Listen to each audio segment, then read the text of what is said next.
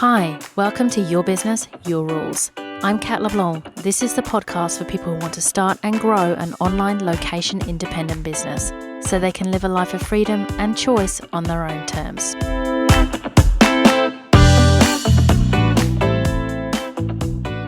Welcome to episode 60.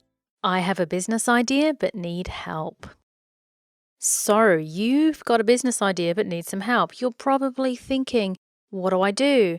How and where do I start? So don't worry, we've got you covered. The foundational elements are key to the success of your business. So first of all, congratulations for acknowledging that you want some help with this. Once you have your business idea, the next steps are 1. Check your business idea is right for you. 2. Understand your ideal customer. 3. Create a simple offer. 4. Test your offer. 5. Decide how to communicate the value of your offer. 6. Find some people that might want to buy it. And 7. Build out your marketing machine. So let's look at that in some more detail. Step 1. Check your brilliant business idea is a good fit for you. I know at this point you are probably raring to get started, but take a minute to sit with what running this business will look like for you in the future. Does it fit with your life goals? If, for example, you wanted location independence and to have lazy mornings, running a bakery is unlikely to be a fit. If you want to be able to work from home most of the time, a business as a motivational speaker might sound exciting, but you're probably going to hate the travel. So does your business idea lead to the life that you want for yourself? I wanted to be able to work from home most of the time, but also to have the freedom to be able to travel, make my home anywhere, and my coaching and consulting business checks those boxes. Is it something you care about? To be brutally honest, if you don't care about the work, when the going gets tough, you won't do it. And I know this from when I've had to do work that I don't care about, so no judgment here, it's just going to be that way. It's easy to end up picking a business idea from a list, but what you really want to do is come up with a business idea that suits you and that's important to you. Does it fit with your personality? We all have different ways of showing up in the world. Some of us are more analytical. Some of us are more creative. Some people might want to have a sociable business that, for example, might involve in-person events. Others just want to work by themselves at home in relative peace and quiet. If you want more information on aligning your business with your personality, definitely get your entrepreneurial design profile at myentrepreneurialdesign.com. All 3 of these elements, so the lifestyle that you want, your personality in terms of your work style, how you want to show up in your business, and whether it's something you care about, so whether it fits the purpose that you want for your business, these 3 lead to self-actualization, which is ultimately what we want. More than freedom, more than meaningful work, and more than buckets of money. Although, of course, all of these things are amazing too. But ultimately, we want that satisfaction that comes from all of it coming together. Okay, we're clear on the idea. Now, what's the first step? Maybe you're thinking the next step is to build your website, right? If you want your business to be a success and want to save time and money in starting it, don't work on your website quite yet. Think about it this way. If you've decided you want to build a house, would you go out and immediately start buying bricks? Usually not. When you're going to build something physical, you start by mapping it out. You make a plan. You get clear on what kind of house you want, how you want to feel in that house, which rooms you need, what materials you might want, and then the building process can begin. It's similar in business. Once you have a business idea, the next stage is to get some foundations in place. I want to be clear here, I'm not suggesting a fully mapped out business plan. Why not? Because at this early stage, you don't have proof of concept yet. You don't know if it will work. Instead, what you need is what I call a concept to test. So instead of writing out a huge business plan filled with numbers that in reality you would need to make up, what we do instead is take the shortest path to testing your idea in the market. And that means making some foundational decisions about your business and trying it out in a low pressure environment with minimal setup. Using this strategy means we quickly get feedback and can also have you working with your first clients within weeks, not months. If you want more information on this, you can check out episode 16 for the testing process and also my masterclass that you can see on my website. Step 2, understand your ideal customer. It's important to check whether or not your ideal customer will be motivated and be able to buy your product or service. Ideally, it should address a strong pain point for them and hit one of the 7 buying reasons. You want to know what their hopes, fears, and desires are. What pain point does your business solve? When will they look for help, and what will their reservations be about buying from you?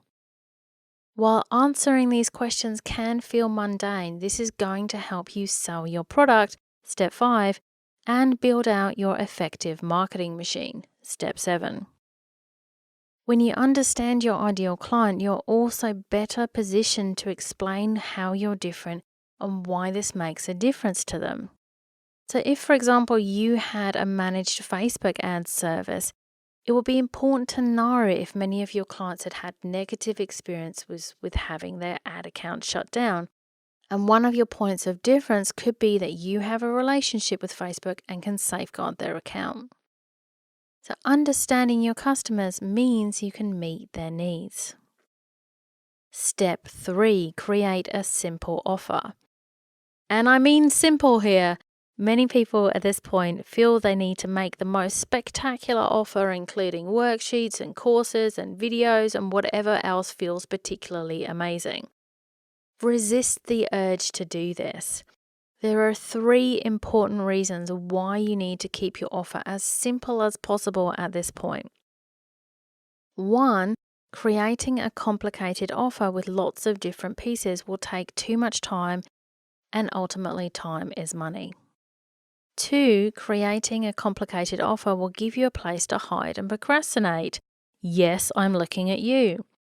3, creating a complicated offer is completely unnecessary to making sales.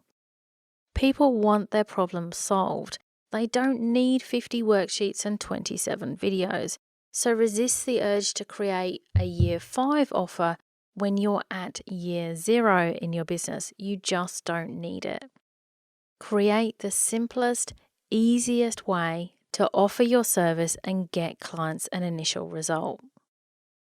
Step 4, test your offer in the marketplace. So the next stage is testing, and at first you do this for free. Test the smallest offer you have with someone who has the problem you solve in exchange for a testimonial. This will help you tell if you need to change anything. Maybe the session needs to be shorter or longer, or maybe you need to prepare differently. It also gives you social proof in the form of a testimonial, and you get real-life experience of how it feels to do this work. So no, at first it may feel terrifying, but over time, if it's the right idea for you, it will start to feel amazing. Step 6, decide how you want to communicate the value of your offer. In other words, learn how to sell your offer. Selling is just helping people understand how what you have could help them and giving them the information they need to decide whether or not they'd like to enter into a mutually beneficial relationship. They want your help more than keeping their money, and you want to help them and be compensated for it. It's pretty simple, right? Now, your initial reaction might be, but how do I do that? I don't have a website, a brochure, a business card, or anything at this point. People buy from people. The easiest way to be able to come up with a mutually beneficial arrangement with someone, i.e., make a sale, is to speak with them, which means it's time to learn authentic sales. Step 7, build out your marketing machine, including your website. At this point, you know your business idea is a good fit for you. You've learned about your ideal customers, have created a simple offer, have tested it, potentially even made some initial sales, and you've verified the idea in the marketplace. Now it's time to build out your marketing machine, which includes your website. And honestly, you would have needed all that information to make a compelling website anyway.